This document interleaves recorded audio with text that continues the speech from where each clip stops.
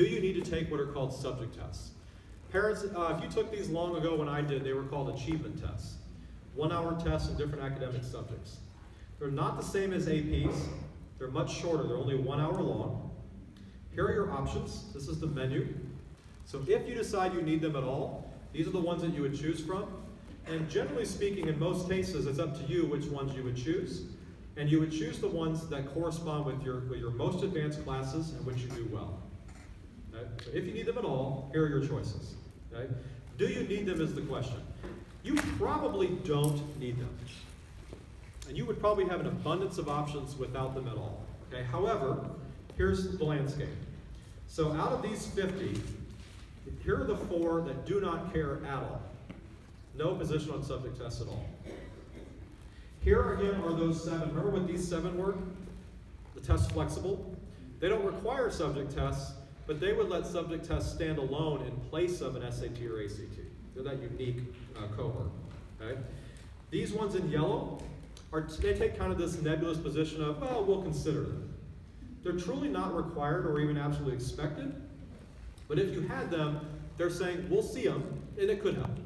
Okay? But it's a pretty mild position. However, you must always think about these policies in context.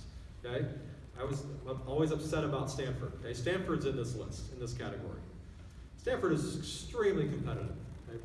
Pretty good idea to apply there with subject tests, and most kids who apply there with hopes to be admitted would have subject tests. So you think about the context of the school. These orange ones, the subject tests are explicitly recommended. So again, you generally would read that as, I better, probably should. You also again think about the context and the language. Harvard, Dartmouth, the exact wording of the policy is as follows. Subject tests are not required if taking them would present a financial hardship for you. So think about what that means, okay? And take that at face value, okay? They're not expected if you didn't really have the opportunity to prepare for them. Last but not least, here are 4 colleges, which are the only 4 left in the entire country who require subject tests no matter what. What do those 4 schools have in common? They're all renowned for their engineering programs. So they still want to see the subject tests in the math and the sciences. Okay? So if you are looking at some of the most selective engineering programs in the country, you will need subject tests in math and science. And quite frankly, that's not going to be a big deal for you if you have a shot at Caltech or MIT. You're so good at math and science that you'll be fine. So do you need subject tests? Probably not. Here on the screen, I actually intentionally picked these 50 to include all that possibly care about subject tests. So depending on how you count them, either 46, or if you subtract the test flexible, 39 colleges in this country care about subject tests to some degree. Okay? Out of how many? Thousands. So can you go to a really wonderful college without subject tests at all? Absolutely. Okay? Acting like these are the only quote-unquote good colleges is just disrespectful to the lived experience of millions of people who went somewhere else. Thank you. I didn't go to one of these, right? USC's not on the list, all right? So I show groupings of colleges like these because it's what everybody's kind of thinking about initially, but it's an awfully big world out there. If you take subject tests, here are the policies to be aware of. They're each an hour long. For the sake of time, I'm going to skip some of these details. It's all in the handout. Just know that the scale for subject tests looks very different than the distribution of, say, SAT or ACT scores. Remember ACT, I showed you that distribution looked like kind of a normal curve, bell curve. The subject test, that's not what happens. The scores pile up. So this is the Math 2 score distribution. A lot of students get between a 750 and an 800. Why?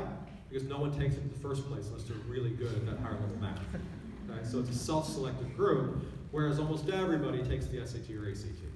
Okay? And the scale is kind of artificially capped at 800.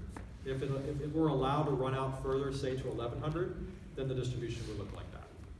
Not what it does. What is a good subject test score? Totally depends on the context.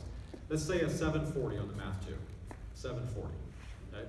Percentile-wise, that wouldn't look that great. But there are some schools like where you could be applying and a 740 would be a wonderful score. And you want to look at a subject test score compared to your SAT score. If your SAT math was a 690, then a 740 Math 2 is great. That really is additive. Okay? If you were applying to MIT, A 740 is not competitive at all. Almost everybody's got an 800. If they take you with the 740, there was something else extraordinary going on. Okay? So just understand, again, it's always about context with scores.